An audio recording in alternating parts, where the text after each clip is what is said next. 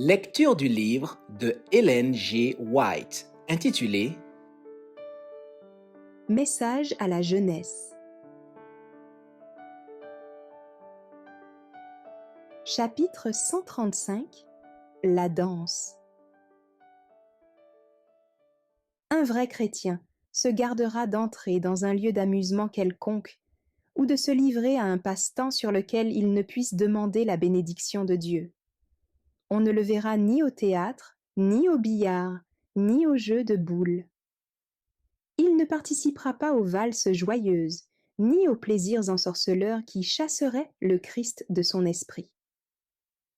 À ceux qui prennent la défense de ces divertissements, nous disons impossible de nous y livrer au nom de Jésus de Nazareth. La bénédiction divine ne pourrait être invoquée sur l'heure passée au théâtre ou au bal. Aucun chrétien ne voudrait trouver la mort en un tel lieu. Aucun ne voudrait s'y trouver lorsque le Christ reviendra. Quand viendra l'heure dernière et que nous serons mis en présence du récit de nos vies, regretterons-nous d'avoir assisté à si peu de parties de plaisir? D'avoir eu si peu de moments de folle gaieté? Est-ce que, plutôt, nous ne regretterons pas amèrement d'avoir gaspillé tant d'heures précieuses à rechercher nos propres satisfactions, en négligeant un si grand nombre d'occasions qui, si nous avions su en profiter, nous auraient mis en possession de trésors éternels? Ceux qui font profession de religion ont pris l'habitude d'excuser la plupart des plaisirs pernicieux auxquels le cœur est attaché. En se familiarisant avec le péché, on devient aveugle, on n'en aperçoit plus l'énormité. Beaucoup de ceux qui se disent enfants de Dieu cherchent à pallier les péchés que sa parole condamne en donnant un but philanthropique à leurs orgies. Ils servent ainsi le malin sous la livrée du ciel. Des âmes séduites et fourvoyées par ces dissipations à la mode sont perdues pour la vertu et pour l'intégrité. Dans le sentier de la dissipation.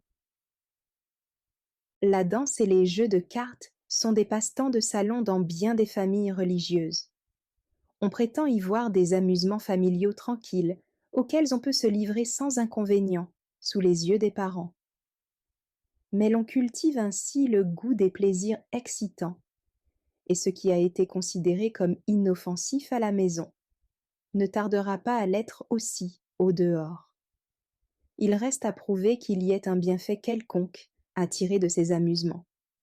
Ils ne contribuent ni à la vigueur du corps, ni au repos de l'esprit. Ils ne communiquent à l'âme aucun sentiment vertueux. Bien au contraire, ils détruisent le goût des choses sérieuses et des services religieux. Il y a une grande différence, j'en conviens, entre ces rencontres aristocratiques et la promiscuité des salles de danse populaires. Mais ce sont, de part et d'autre, des acheminements vers la dissipation. La danse, telle qu'elle se pratique aujourd'hui, est une école de dépravation, une terrible malédiction pour la société. Si tous ceux qu'elle a ruinés dans nos grandes villes, en une année, étaient rassemblés, que d'histoires de naufrages nous apprendrions. La plupart de ceux qui cherchent actuellement à prendre la défense de cet usage seraient épouvantés par ces résultats. Comment des parents qui se disent chrétiens peuvent-ils induire leurs enfants en tentation, en assistant avec eux à de telles scènes de réjouissance?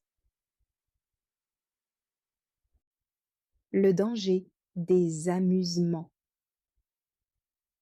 L'amour des plaisirs est l'une des tentations les plus dangereuses, parce que l'une des plus subtiles parmi celles qui assiègent les enfants et les jeunes gens de nos villes. Les jours de fête se multiplient. Les jeux et les courses de chevaux attirent des milliers de personnes que l'attrait du plaisir éloigne des devoirs austères de la vie. Un argent qui aurait pu être économisé en vue d'un usage plus utile, souvent le maigre gain du pauvre, est gaspillé dans les amusements. Principe directeur. plusieurs redoutent tellement des critiques malveillantes ou des commérages malicieux qu'ils n'ont pas le courage de se conformer à leurs principes. Ils craignent de s'assimiler à ceux qui veulent suivre le Christ jusqu'au bout. Ils désirent se conformer aux coutumes du monde et s'assurer l'approbation des mondains. Le Christ s'est donné lui-même pour nous, afin de nous racheter de toute iniquité et de se faire un peuple qui lui appartienne, purifié par lui et zélé pour les bonnes œuvres. Merci d'avoir écouté cette lecture. Si vous avez des questions ou des remarques sur le thème abordé, n'hésitez pas à les partager dans les commentaires et notre équipe ne manquera pas de les considérer. À bientôt sur lereste.org.